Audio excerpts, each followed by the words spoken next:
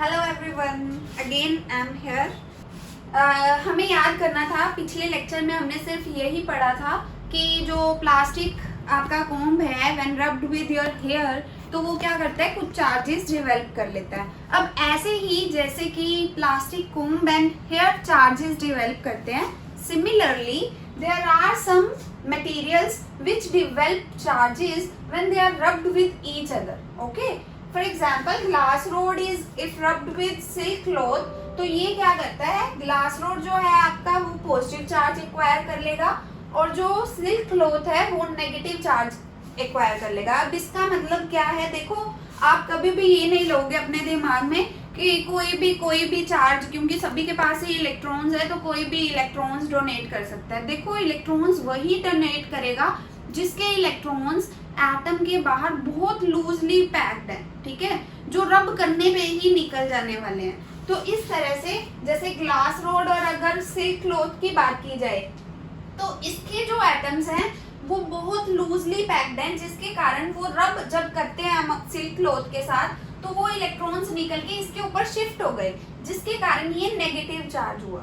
Okay, तो इसी तरह से आपको बाकी भी ये जो हमारे मटेरियल्स हैं ये याद रखने हैं। जैसे कि फर और कैट स्किन को आप अगर रब करते हो विद एबेनाइट रोड, ठीक है, तो अब देखो यहाँ एबेनाइट रोड है, इसके ऊपर अब इसके जो इलेक्ट्रॉन्स है वो वीक है, ठीक है, लूजली पैक्ड है, ये शिफ्ट होंगे उसके ऊपर। ओके, तो similarly when woollen cloth is rubbed with amber, तो इस तरह से ये मटेरियल्स आपको याद रखने हैं। तो आप इसका स्क्रीनशॉट ले लो, होपफुली ले लिया होगा। तो अब हमारा नेक्स्ट टॉपिक, ये हमारा था सारा बेसिक, ठीक है। अब अगर आपके दिमाग में इतना वो हम कहते हैं स्ट्रक्चर अगर आपके दिमाग में बन चुका है तो अगला जो चैप्टर है वो तो ऐसे फ्लो फ्लो फ्लो ऐसे बहता जाएगा, ठीक है। तो अब आते हैं हमारे फर्स्ट टॉपिक पे, that is electric charge. Where is duster. Okay, तो हमारा जो फर्स्ट टॉपिक, वैसे हम 2 टॉपिक्स कर चुके हैं, तो हमारा जो थर्ड टॉपिक है दैट इज इलेक्ट्रिक चार्ज।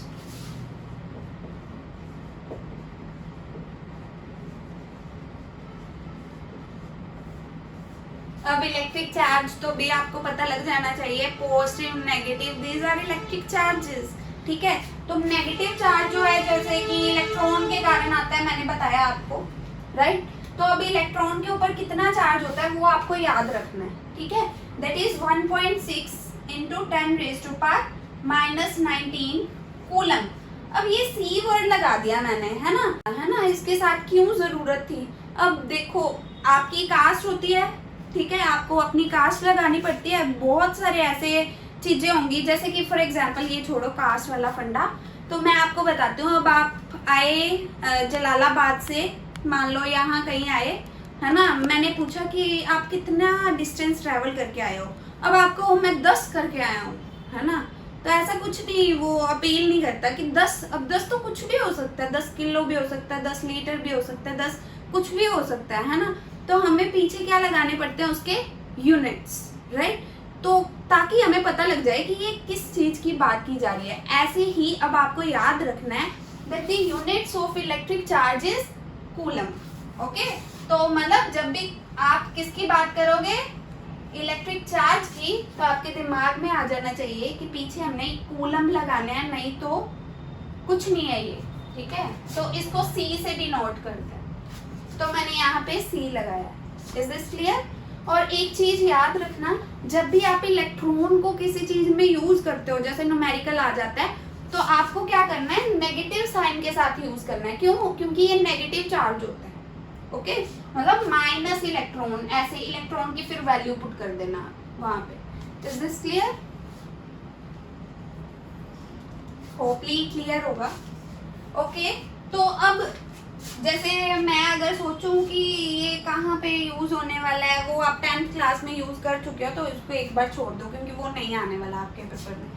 तो नेक्स्ट जो टर्म है, एक चीज इसमें लिखी हुई है इन योर बुक, मैं वो बता देती हूँ, क्योंकि इसमें लिखा गया है कि जो इलेक्ट्रिक चार्ज होते हैं उसके अंदर प्रोटॉन्स और इलेक्ट्रॉन्स की एक एडिशनल प्रॉपर्टी है कि वो क्या करते हैं, where there is protons and electron they start attracting each other, means there is some force, तो वहां पे कुछ फोर्स डिवेल्प हो जाती है, उसको हम इलेक्ट्रिक चार्ज कहते हैं, ठीक है। तो इन्होंने इस तरह से लिखा है कि अगर पॉजिटिव और नेगेटिव चार्जेस आ गए, जैसे कि मैंने एग्जांपल दी थी वो कॉम्ब और उसकी, अब ठीक है, कॉम्ब पे पॉजिटिव चार्ज आया है, इस पे नेगेटिव चार्ज आ गया, जहाँ पे पॉजिटिव नेगेटिव चार्ज आता है तो यहाँ पे कुछ फोर्स लगती है उनके बीच में, ठीक है, तो उस फोर्स को हम इलेक्ट्रिक चार्ज भी कह सकते हैं, ठीक है।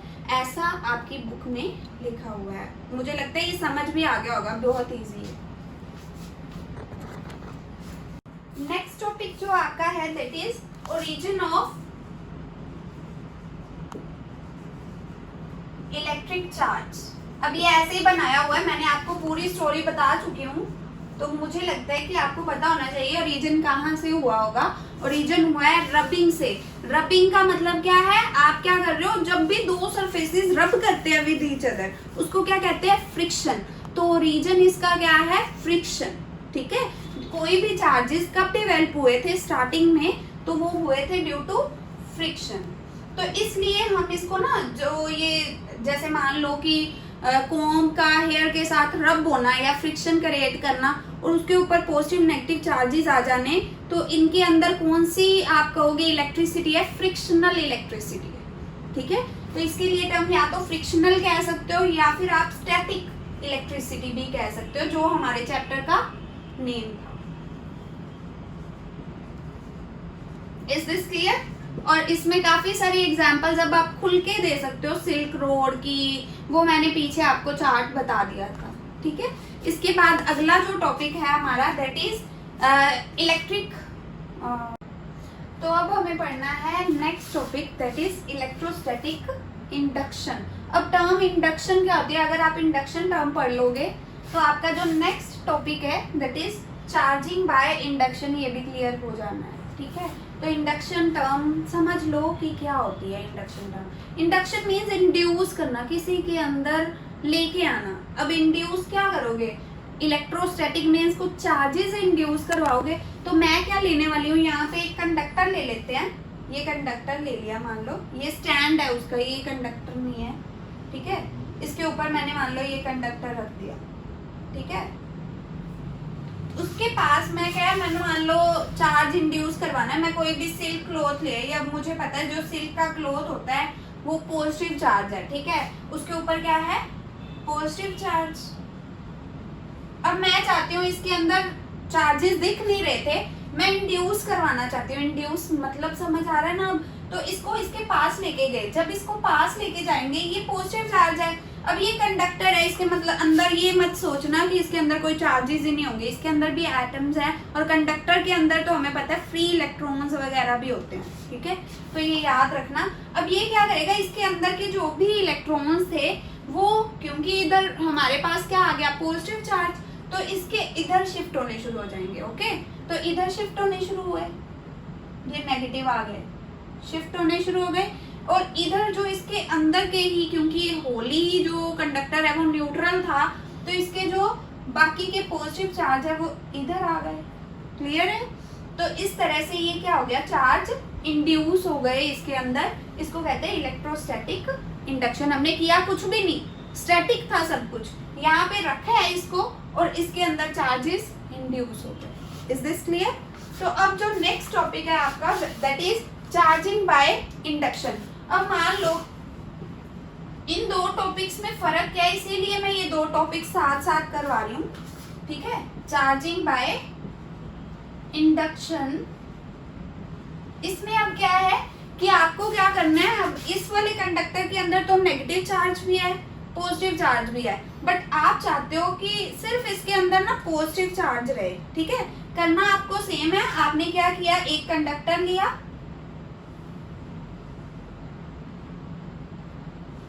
ठीक है, यहाँ पे आप पॉजिटिव चार्ज, मान लो आप क्या चाहते हो, इसके पास क्या आ जाए, ओनली पॉजिटिव चार्ज आ जाए। मान लो ये ऐसा आप चाहते हो कि इस कंडक्टर के पास वैसे तो नेगेटिव पॉजिटिव दोनों आते हैं, बट मैं चाहती हूँ कि इसके पास सिर्फ पॉजिटिव चार्ज रहे, ठीक है, चार्जिंग करनी है हमें, तो दोनों चार्ज नहीं इंड्यूस करवाने, न्यूट्रल नहीं बनाना हमें, उसको या तो पॉजिटिव रखना है या नेगेटिव रखना है। तो अब क्या हुआ, स्टार्टिंग में ये पॉजिटिव चीज को मैं इसके पास लेके गई तो इसके नेगेटिव इधर आ जाएंगे सारे, राइट, इसके पॉजिटिव इधर चले जाएंगे, ठीक है। अब आपको क्या करना है, इसके बाद इसका जो नेगेटिव चार्ज है इसको क्या करवा देना है, ग्राउंड।